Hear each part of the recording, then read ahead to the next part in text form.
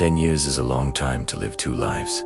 Long enough for habits to calcify and lies to feel like furniture always there, barely noticed. For Marcus Halle, the lie had become as ordinary as the morning coffee he poured into a chipped mug, the ring on his finger clinking softly against ceramic as he stirred sugar. He had learned to move through his days with the practiced ease of someone who knew exactly which parts of himself to show and which to lock away. To his wife Eliza, he was dependable, a man who paid the bills on time, remembered anniversaries, kissed her forehead before bed. To the world, it was steely.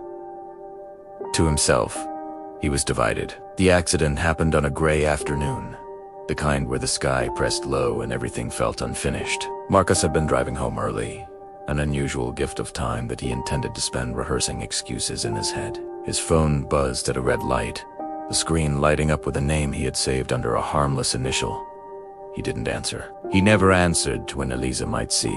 He waited for the light, for movement, for the world to resume. The crash was sudden, not violent so much as abrupt, a misjudged turn from the other car. A crunch of metal, the stutter of his heart as the seatbelt caught. The air smelled like rubber and something hot.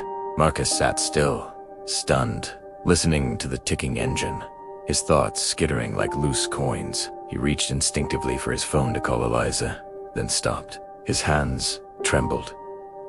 He exhaled and dialed emergency services instead. At the hospital, the hours folded into each other. A nurse took his phone to list emergency contacts, and Marcus hesitated for half a second too long. Eliza's name was first.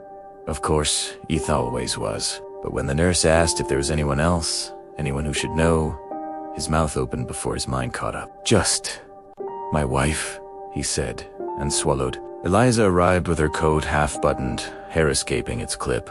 She moved through the waiting room like someone who had rehearsed worry and found it inadequate. When she saw Marcus, bandaged and pale but upright, relief washed through her so visibly that it hurt to watch. She sat beside him, took his hand and squeezed as if anchoring him to the chair. "I was so scared," she said. "They said it wasn't serious, but still." "I'm okay," he told her. "I'm sorry." She laughed softly, a sound that trembled. "Don't be sorry. Just don't scare me like that again." The doctor explained that Marcus would need to stay overnight for observation. Mild concussion, nothing alarming. Eliza nodded, asked careful questions, took notes in the small notebook she kept in her bag for grocery lists and reminders.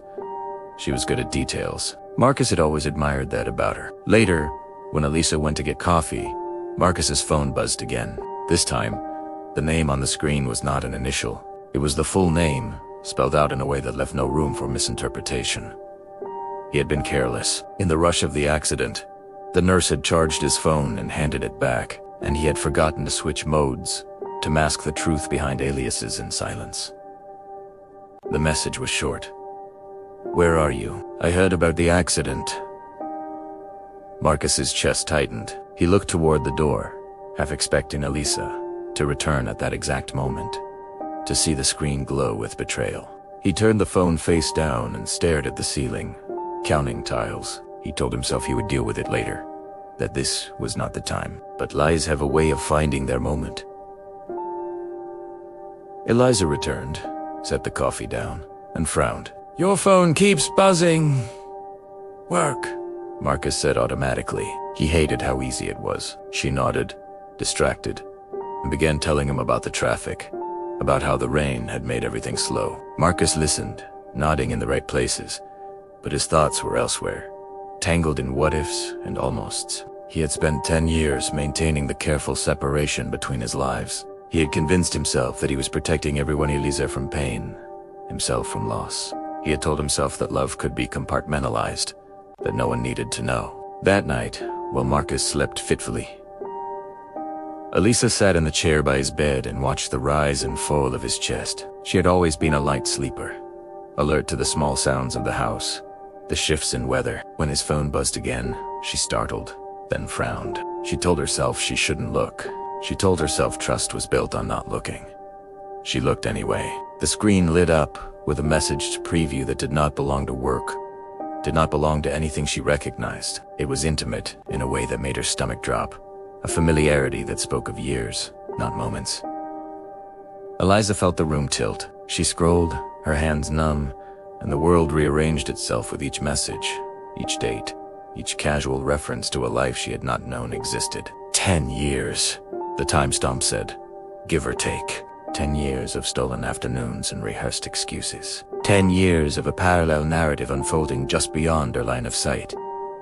When Marcus woke, the light in the room was different. Elisa was standing by the window, her back to him. Her shoulders were rigid, as if braced against a wind only she could feel. "Elisa," he said. She turned slowly. Her face was pale, her eyes bright with something that was not quite tears. She held his phone in her hand. "Who is she?" she asked. The question was quiet. That was what frightened him most. Marco sat up the room, spinning slightly. "Elisa, I can explain." She laughed then, a short, incredulous sound. "You've been explaining for 10 years, haven't you?" He opened his mouth, closed it, tried again. The words felt inadequate, flimsy in the face of what she held. He had always imagined that if the truth came out, he would have something eloquent to say, something that would make it make sense. All he had were excuses that sounded cruel when spoken aloud. "I never meant to hurt you," he said, hating himself for the cliché even as he used it. She stepped closer, set the phone down on the bed between them like evidence. "You didn't mean to," she repeated. "But you did. Every day." The nurse knocked gently, sensing the tension, and asked if everything was all right. Eliza smiled a brittle smile and said yes. When the door closed again, she sat down opposite Marcus, her hands folded in her lap. 10 years, she said. "I want you to tell me how you did it. How you came home to me and lied, and then did it again the next day." Marcus rubbed his temples. The truth pressed against him, heavy and undeniable. He thought of the other life, the stolen dinners, the promises made in shadows. He thought of how he had convinced himself that he could manage it, that no one would ever have to know. He had mistaken secrecy for control. "I was selfish," he said finally. "I wanted more than I deserved, and I took it." Elisa nodded, as if confirming something she had suspected. "And now I've lost you," he said. It was not a question. She stood, straightened her coat. "I need time," she said. "I need space." He reached for her hand, then stopped himself. He had no right. "I'm sorry," he said again, the words small and insufficient. She paused at the door. "The accident," she said without turning around. "It didn't reveal anything new. It just stopped you from hiding." After she left, the room felt cavernous. Marcus lay back against the pillows and stared at the ceiling, the tiles now a map of regrets. He thought of how Izali the truth had unraveled, how a single moment of chaos had stripped away years of careful deception. He wondered if he would have ever confessed on his own, or if he would have continued until the lie collapsed under its own weight. Days pass. Marcus was discharged, went home to a house that felt unfamiliar. Eliza had taken some clothes, left the rest untouched.